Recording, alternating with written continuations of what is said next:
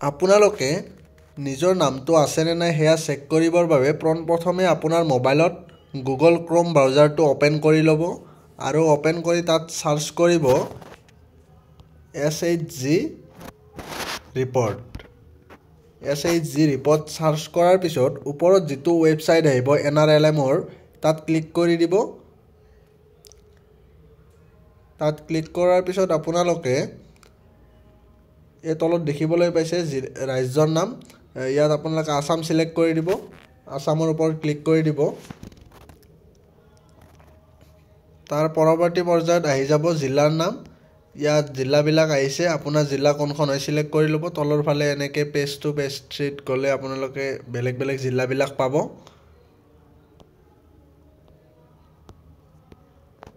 তাৰপিছত জিলাখন সিলেক্ট কৰি ল'ব এনেদৰে। জিলা সিলেক্ট কৰাৰ পিছত এইবাৰ ব্লকৰ নাম আহিব, ব্লক সিলেক্ট কৰি দিব।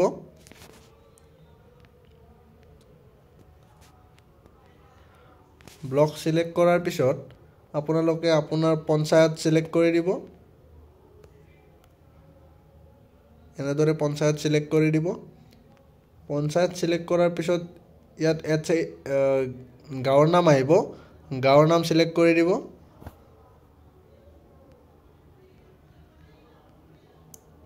গাঁৱৰ নাম সিলেক্ট কৰাৰ পিছত আপোনাৰ যিটো আত্মসহায়ক গোট হয় সেই আত্মসহায়ক গোটটোৰ নামটো সিলেক্ট কৰিব। পেজ 2 পেজ 3 এনেকৈ আছে, ভালকেইটাও পেজ আছে।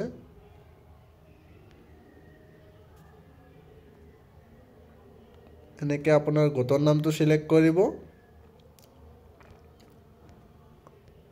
গোটৰ নাম সিলেক্ট কৰাৰ পিছত এনেদৰে আহি যাব, গোটৰ সকলোবোৰ তথ্য আহি যাব। বেংক একাউণ্ট, কি বেংক আছে, কি কেতিয়া ৰেজিষ্টাৰ কৰা হৈছিলে, সকলোবোৰ তথ্য আহিব।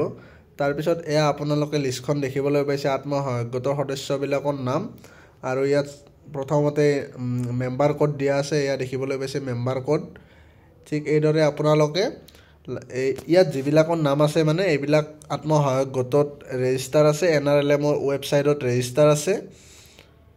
ঠিক এনেদৰে আপোনালোকে চেক কৰিব পাৰে।